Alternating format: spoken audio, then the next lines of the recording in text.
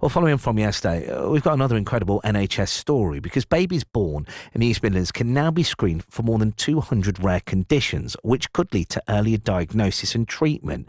The Generation study has been rolled out to people using maternity services in Nottingham, Leicester and Derby, and it provides an optional free test carried out by using blood samples taken shortly after birth. Now, more than 35,000 families have taken part in the study since it started in 2024. Katrina Hussain is involved in the project and told me all about it a little earlier on. Presently, we just offer a newborn blood spot test on the NHS that tests for about 9 conditions. So that will continue, but this test offers a much wider range of genetic testing. To get an early diagnosis and early treatment is amazing. Go onto the Generation Study website. There's lots of information on the website, and you can register your interests with the hospital at which you're planning to have your baby at. And then you can get in contact with the research midwives directly at that hospital. So have a think about it, read all the information. It doesn't affect anything to do with the birth or the delivery of the placenta. Well, Priya Pancholi is from Humberston and took part in the study with their 11-month-old son, Rohan. Although sadly it was too late for their firstborn, Aarav, who died shortly after his first birthday, having been diagnosed with spinal muscular atrophy. Anita Lakani, consultant in clinical genetics at the University Hospitals of Leicester NHS Trust, supported the family through the diagnosis. I'm delighted to say that they both joined us this morning. Guys, good morning to you and thank you for your time and joining us. Priya, I'm going to come to you first this morning. Just tell me more about Aarav. Thank you so much for having me this morning, AG. Aarav is my firstborn son. He was born in September 22, and I had an uneventful pregnancy. I was lucky, I was very well, and Aarav was born and there were no concerns when I had him. He was a happy baby. As he got a little older, I would say around the 8-week mark, I started to notice he had feeding problems. He wasn't putting on weight as he should have been. And as he got a little older, he was missing gross motor milestones. And I was starting to worry. I had raised this with numerous healthcare professionals and sadly was just told to hang on and to give him a bit more time. As that went on and he got a little older, around the 4-month mark, I was starting to get very, very worried. And I was very lucky that I had a lovely friend, Deepa, who works at the NHS, and I gave her a call and said, Deepa, I'm really, really worried. Please, can you help me? And to her absolute credit, and because she's a beautiful human being, she absolutely did. And she saw Aarav, and she actually saw Aarav on her lunch break and made sure that, because she heard me and she heard how worried I was.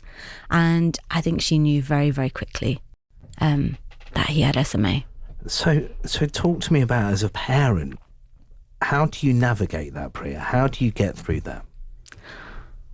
I'm not sure that you do, to be honest. I think the minute you find out, Aarav was a very wanted pregnancy, a very wanted child, and I think from the minute that you get that pregnancy test, that positive pregnancy test, you dream, don't you? You dream for them, and you dream for you and the life that you're going to have and that you're going to give them, and everything that they will be and everything that they will do. And you dream, and all of a sudden that is taken away.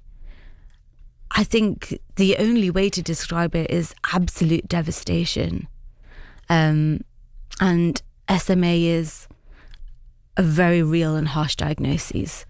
And we had an idea of what that looked like for Aarav. So our dream changed, and we spent as much time as we could with him, having an idea of what was to come. But it is absolute devastation, and from that moment I don't think any of us have been the same, my husband and I. Nita Lakani, consultant in clinical genetics at the University Hospitals of Leicester NHS Trust, joins us as well. Nita, you were there to support the family and were inspired to get involved because of Aarav. Absolutely, AD, and Aarav's story leaves a legacy. at UHL, and actually it was because of him that we found it imperative that we would make sure that what happened to Aarav doesn't happen to another child.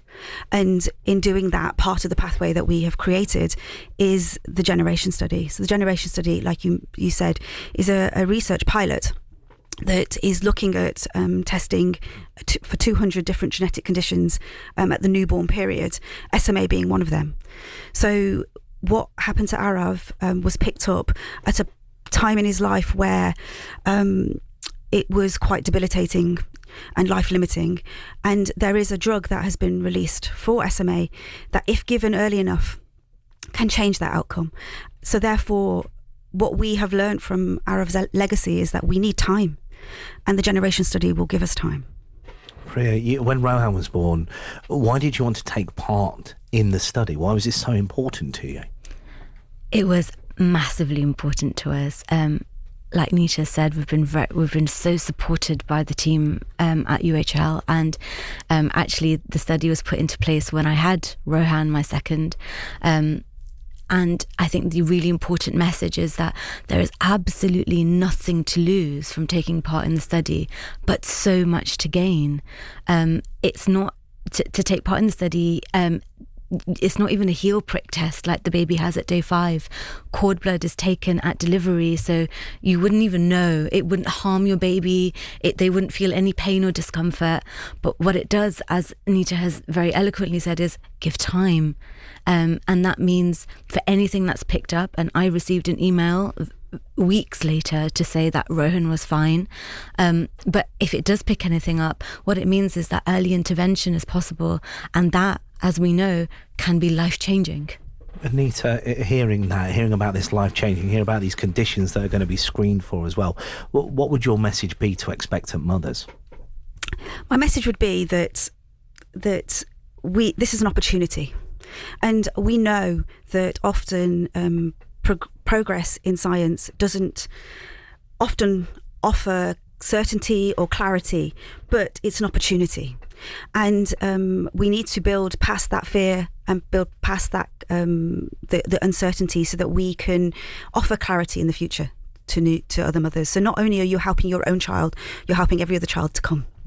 We talk about Aarav's legacy here as well, Priya, the fact that this will help so many other families as well. What does that mean to you, and what's your message this morning? I don't know if I have the words to say what that means to me and my family. I think most importantly, people have heard, my colleagues at UHL have heard that this is important, it has value, and no one should struggle in the way that my family and my son struggled. The support has been immense, and I think we are so privileged to be in this position where I get to talk about my son and talk about his legacy and how important that is, and how this will positively affect other families. Please take part in the generation study. Not like Nita said, not just for your children, but for all the children that are to come. I'm so grateful for both of your time this morning. Thank you so much for joining us this morning here on BBC Radio Leicester.